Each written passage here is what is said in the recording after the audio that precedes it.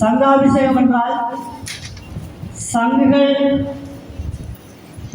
108 அல்லது 1008 சங்குகள் வைத்து புனித நீர்களை கொண்டு யாகம் செய்து அந்த சங்குகளில் இருக்கின்ற நீரை கொண்டு எந்தெந்த தெய்வங்களோ அந்த தெய்வங்களை குளிர்விக்கின்ற மகிழ்விக்கின்ற ஒரு நிகழ்வு தான் சங்காபிஷேகம்.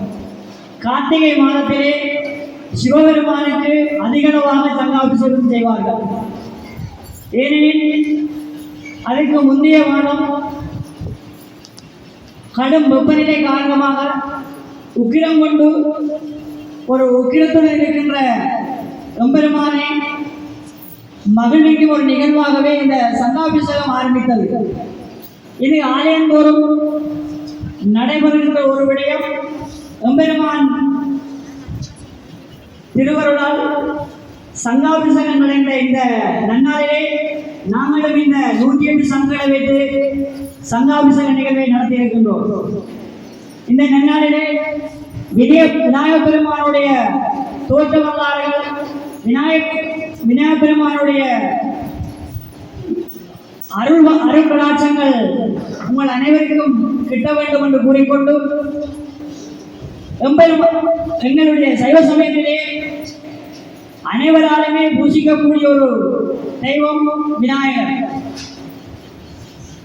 சாணத்தினாலோ அல்லது மஞ்சளினாலோ அவரை நாங்கள் ஒப்பனை செய்து வழிபடுகின்ற ஒரு தெய்வமாகவும் கிராமிய தெய்வமாகவும் எளிமையான முறையிலே பூஜை செய்யக்கூடிய எல்லாருடைய விக்கினங்களையும் ஏற்கக்கூடிய ஒரு வழிபாடு இந்த விநாயகர் வழிபாடு.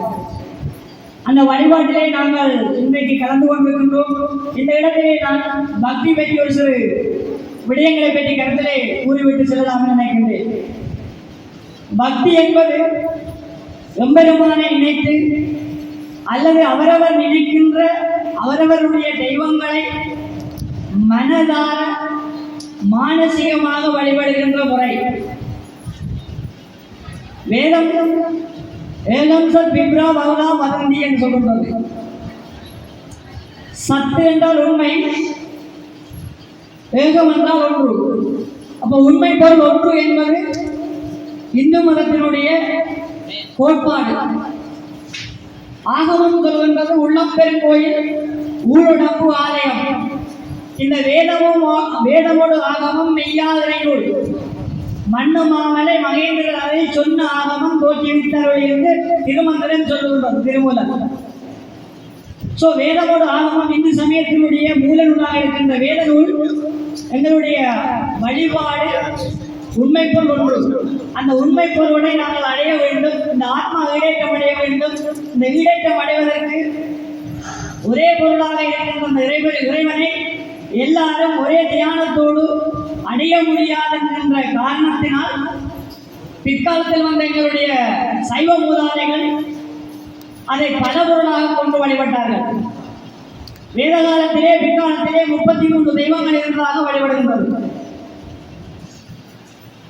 இந்த வழிபாடு பிற்காலத்தில் ஆகமங்கள் தோற்றப்பெற்ற பிற்பாடு ஆகம விதிமுறைகளுக்கு அமைவாக வழிபட தொடங்குகின்றது. விரதம் என்கின்றது எங்களுடைய மனதை ஒருநிலைப்படுத்தி உடல் உயிர் அங்கம் அனைத்துமே இறை தியானத்துடன் இருக்க வேண்டும். மனம் வழி பொறி போகாத நிற்றல் பொருட்டேனும் உணவை சுருக்கியேனும் விடுத்தேனும்.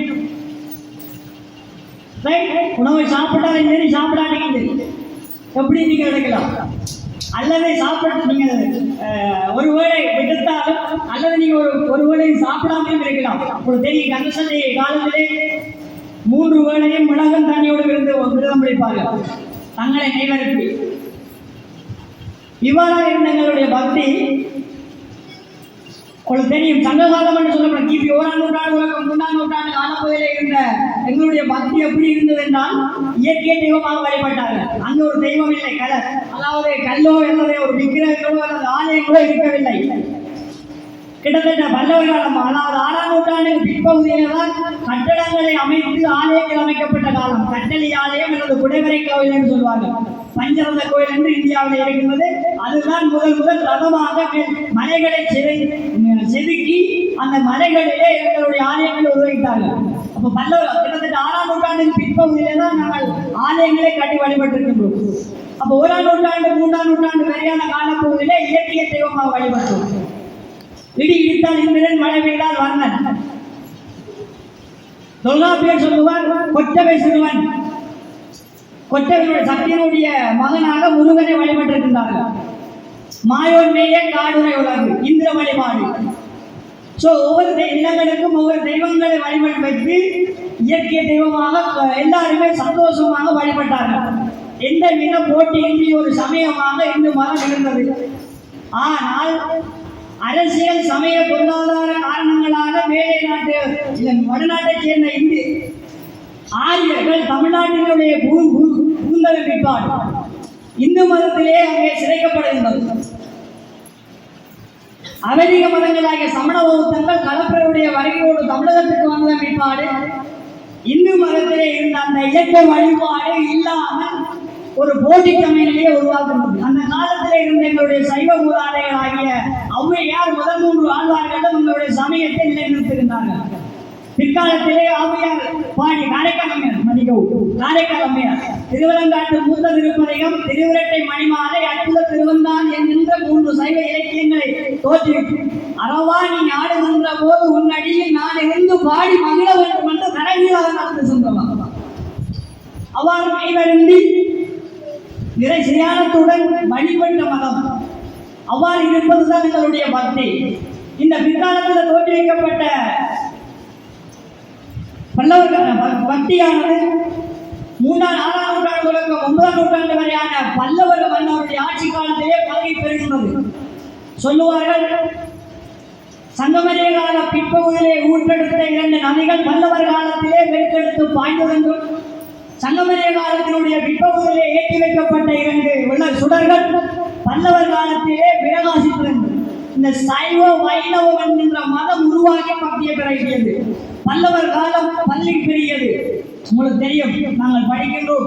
எங்களுடைய திருநாவுக்கரசு நாயனார், திருஞான சம்பந்த மூர்த்தி நாயனார், மாணிக்க வாசகர், சுந்தரமூர்த்தி நாயனார் என்று சொல்லப்படுகின்ற 4 நாயன்மார்கள் 9 ஆழ்வார்களும் சேர்ந்து சைவ வைணவ மதத்தை இரவிரவாக வளர்த்தார்கள். இரவிரவாக தரந்தரமாக சென்று தேவாரங்களை பாடி சைவ சமயத்தை வளர்த்து உயர்த்தியவர்கள். இவர்கள் பாடிய காலம்தான் பக்தி நெறி காலம். அதிகளவாக நாங்கள் இங்கு பாடிக்கொண்டிருக்கின்ற காலம். தோளுடைய செவியன் தொடக்கம் மாணிக்கவாசருடைய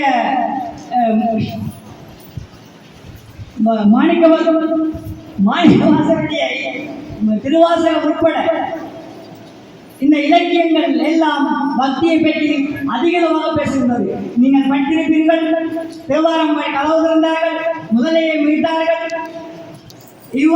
இவ்வாறான சம்பவங்கள் அனைத்தும் எவ்வாறு நடந்திருக்கலாம், எப்படி நடந்திருக்கும். தன்னோடு கட்டி கடலிலே போடுகின்ற போது தேவாரம் பாடினார், நிரந்தர என்றெல்லாம் பாடுகின்ற எங்களுடைய பக்தி வழிபாட்டு முறை பல்லவர் காலத்திலே உச்சகட்டமாக இருந்தது.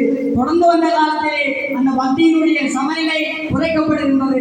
அந்த காலத்திலே பார்த்தீங்கன்னா முன்னைய காலத்திலே இருந்த இலக்கியங்கள் எல்லாத்தையும் தொகுத்து ஒரு போட்டி இல்லாத ஒரு சமூகமாக சமயமாக காணப்பட்ட அந்த சமயம் பிறகு விஜயநகர நாயக்கர் காலத்திலே பிறகு மீண்டும் போட்டியை உட்படுத்துகின்றது.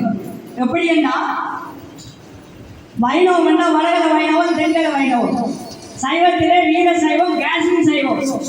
இவ்வாறு சைவங்களுக்குள்ளே போட்டி போட்டு ஒரு எங்களுடைய சமயத்தை உடைத்து பக்தியை சிதைத்துக் கொண்டு வந்த காலம். அந்த காலத்திலே இஸ்லாமியர்கள் படையெடுத்து இந்த தலங்களை எல்லாம் அழைத்தார்கள், இந்த சூறையாடினார்கள். இந்த காலப்பகுதியிலே அந்த வளங்களை எல்லாத்தையும் சூறையாடுகின்ற போது உடனான போராட்டத்தின் காரணமாகவும் இந்த வளங்கள் மற்றும் பக்திகள் சிதைக்கப்படுகின்றது. இன்றும் நாங்கள் அன்றிலிருந்து இன்று வரைக்கும் நீங்கள் பாருங்கள், எங்களுடைய இந்து சமய பக்தி ஒரு தேவைகளில் காணப்படுகின்றது. எங்களுக்கு வருத்தம் என்றால், எங்களுக்கு பரீட்சை என்றால் நாங்கள் ஆலயத்துக்கு செல்கின்றோம். ஆலயத்திலே போய் நாங்கள் வழிபடுகின்றோம். இந்த முறை மாற வேண்டும். அனைவருமே இறை தியானத்துடன் சென்று உங்களுடைய தேவைகளை, உங்களுடைய சிந்தனைகளை வளர்ச்சிகளை மேம்படுத்த வேண்டும் என்று கூறி சந்தர்ப்பம் வழங்கிய இந்த தலைமைக்கு நன்றி கூறி விடைபெறுகிறேன்.